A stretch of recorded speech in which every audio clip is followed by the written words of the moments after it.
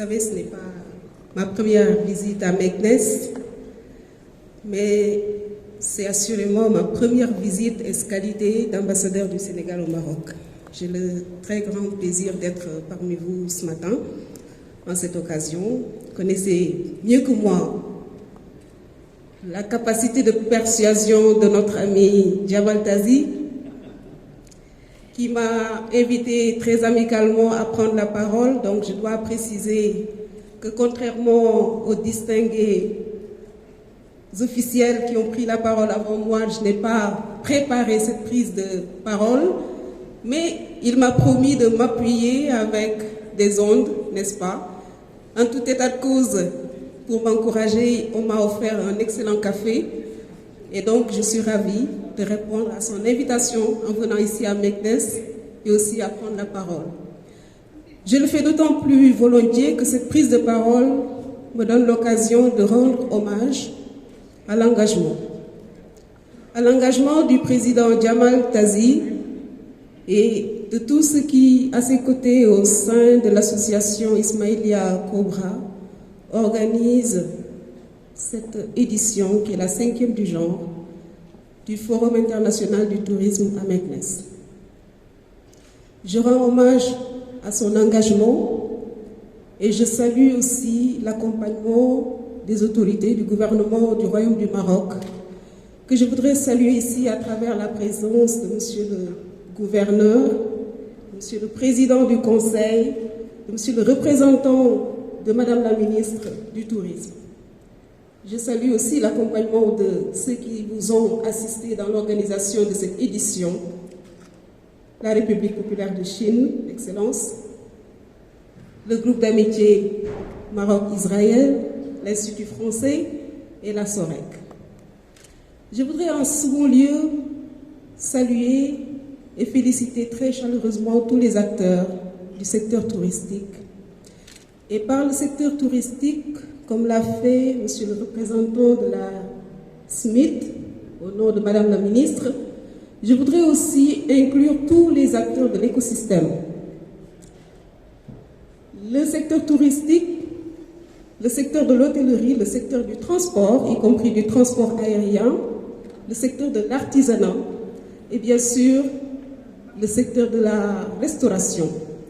Tous ceux qui concourent au rayonnement du Maroc, à promouvoir à l'international sa tradition d'excellence et d'hospitalité qui font la fierté du royaume et qui font la fierté de l'Afrique.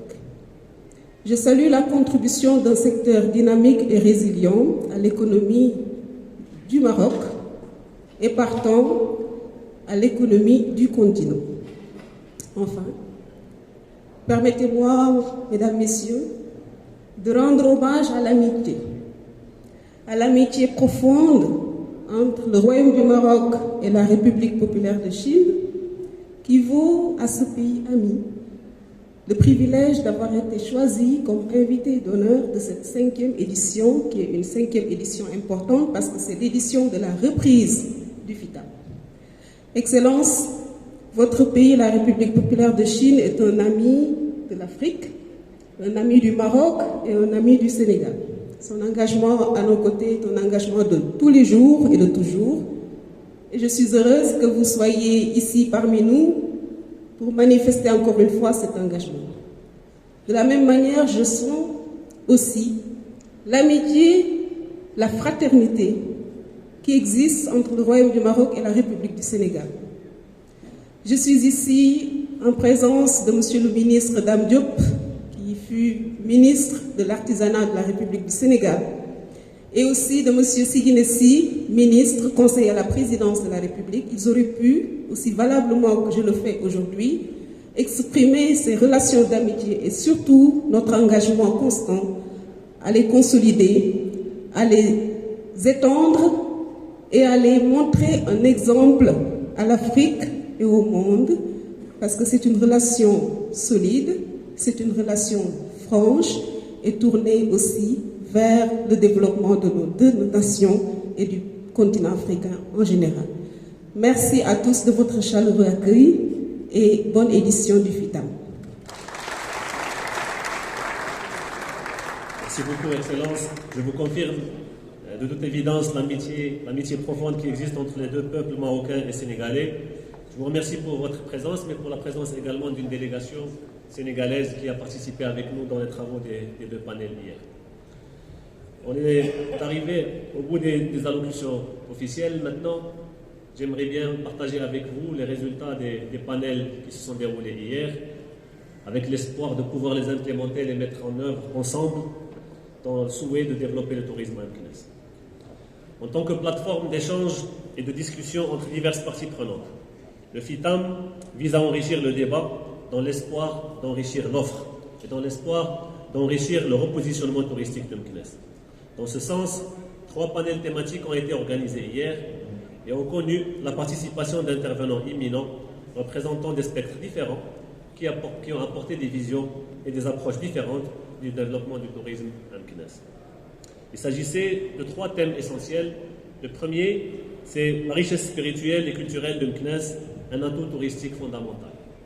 Le deuxième thème se rapportait au repositionnement de la destination de Meknès dans le marché national du tourisme. Et le troisième, qui n'est pas des moindres, c'est le patrimoine judaïque de Meknès, vecteur de développement du tourisme maroco-israélien. À l'issue des travaux de ces 3 panels, une batterie de recommandations a été formulée, peut-on la structurer selon 2 grands axes structurants. Le premier, c'est la structuration de l'offre existante, du produit existant, et la deuxième, c'est le développement d'une offre innovante. Pour commencer, par ce premier grand axe. 54 sites et monuments de la ville de Meknès sont intégrés dans un programme de réhabilitation de la Médina par l'ADER pour un budget de 800 millions de dirhams. Concrètement, 17 projets ont été achevés. 34 sont en cours de travaux et 3 projets sont en cours de lancement. Tout ça, c'est très bien, mais une mise en tourisme de cette action de réhabilitation s'avère nécessaire. À travers notamment 3 premières actions qui deviennent des recommandations systématiquement. La première, c'est synchroniser la finalisation des travaux avec la programmation des ouvertures et des animations de ces monuments au profit des touristes. Deuxièmement, valoriser une approche particulière adoptée par l'ADER et ses partenaires et qui mixe aujourd'hui un savoir-faire artisanal avec de l'ingénierie et de l'architecture pour réhabiliter ces projets. Cette approche devant être documentée en storytelling au profit des touristes. Ce n'est pas quelque chose qu'il faudra laisser juste entre les mains des techniciens, mais il faudra la partager pour viser à promouvoir toute cette action de réhabilitation et de valorisation du patrimoine matériel cette fois. Troisièmement, finaliser l'étude relative aux usages de ces monuments. C'est une initiative louable et intéressante, c'est qu'il ne suffit pas seulement de réhabiliter ces monuments, mais de leur donner vie, de les animer et de les mettre en tourisme. Pour ce faire, une étude a été faite. Aujourd'hui, la recommandation étant de finaliser cette étude, mais en impliquant toutes les parties prenantes du tourisme dans la ville. Quatrième recommandation, c'est de favoriser le climat de l'investissement touristique et hôtelier dans la ville. En agissant notamment sur les déterminants cruciaux, les 5 F. Le foncier d'abord, en aménageant des zones dédiées, équipées et avec des mesures incitatives. Le deuxième F, c'est le financement. Le troisième F, c'est la fiscalité, en offrant des avantages fiscaux compétitifs. La quatrième, c'est la formation, à travers tout ce qui relève de la formation initiale académique, mais aussi le renforcement des capacités des professionnels du tourisme. Et le dernier F, c'est la facilité administrative. Il est question d'actionner des leviers pour écourter les délais des autorisations et des permis de construire. Donc beaucoup d'investisseurs, et quelques investisseurs plutôt, se plaignent aujourd'hui. Un levier à actionner de manière urgente pour pouvoir accélérer l'investissement au sein de la ville de Meknès et sa région. 5e recommandation, c'est, on est tous sans savoir que le tourisme étant un secteur transversal, il est primordial donc d'améliorer tout l'environnement externe de l'activité touristique. L'aménagement urbain, avec l'aménagement des villes, des pénétrants, des entrées, la structuration des boulevards, des ordonnancements de façade, etc. L'aménagement paysager, l'infrastructure routière et aussi, beaucoup de gens ont insisté sur l'infrastructure de santé, qui vont de pair avec toute la partie de l'infrastructure touristique. 6e recommandation, c'est concevoir et installer une signalétique dédiée aux attraits touristiques de la ville. Pas se limiter à l'information, mais à l'interprétation et multilangue. ça c'est aussi important, multilangue, y compris l'hébreu. Et la 7e recommandation, toujours dans l'axe de la structuration de l'offre, c'est valoriser le patrimoine judaïque de la ville de Meknès, non seulement à travers la réhabilitation, mais aussi à travers l'animation et le développement de circuits dédiés.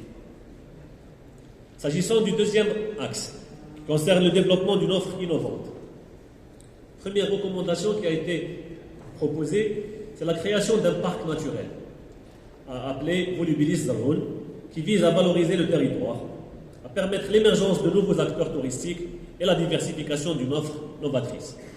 Écotourisme, ornithologie, observation de la biodiversité, randonnée équestre et sportive et la protection des paysages naturels et culturels.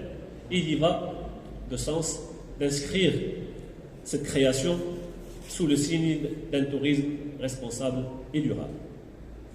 Deuxième recommandation, c'est de réfléchir au cheval/tsporida de Meknès en tant que produit d'appel. C'est une invitation à examiner, à approfondir dans le cadre des études, de la planification stratégique, mais également de la mise en œuvre d'actions dans ce sens. Une multitude d'activités sont à décliner en partenariat avec la SOREC. D'abord, il y a des visites du Hara qui est déjà et qui sera encore ouvert avec un certain nombre d'activités au public. Le Hara peut être un jalon important à promouvoir puisque c'est le plus ancien du Maroc qui a été fondé en 1912 et qui se caractérise aussi du fait qu'il soit baigné dans un patrimoine particulièrement spécifique sur le plan architectural et historique.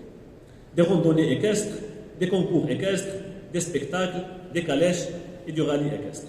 Des activités sont déjà en cours, telles que la boucle Volubilis sur 20 km et autres. Une bonne annonce intéressante, c'est que d'ailleurs, l'événement international Maroc Rallye équestre sera organisé à Meknès en 2024. La troisième recommandation, c'est accorder une importance primordiale à l'animation, notamment à travers la valorisation du patrimoine immatériel cette fois. On a beaucoup mis l'accent sur le patrimoine matériel, mais il n'y a pas que. La ville de Meknès aujourd'hui peut être marquée par un foisonnement d'activités qui peuvent être versées dans le patrimoine immatériel, riche et séculaire. La musique de Issawa reste à explorer en profondeur dans ce sens.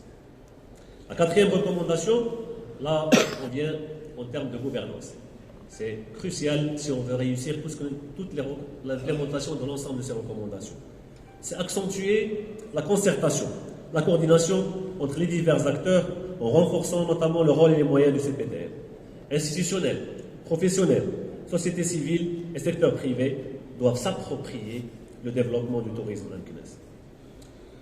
Et en dernier lieu, toutes ces actions ne pourraient être effectives sans un effort soutenu et durable en matière de publicité et de promotion, aussi bien à l'échelle nationale qu'à l'échelle internationale. La mise en œuvre de l'ensemble de ces recommandations est et restera l'affaire de tous les acteurs du développement à Meknès. Ils sont tous invités à y contribuer. Je vous remercie.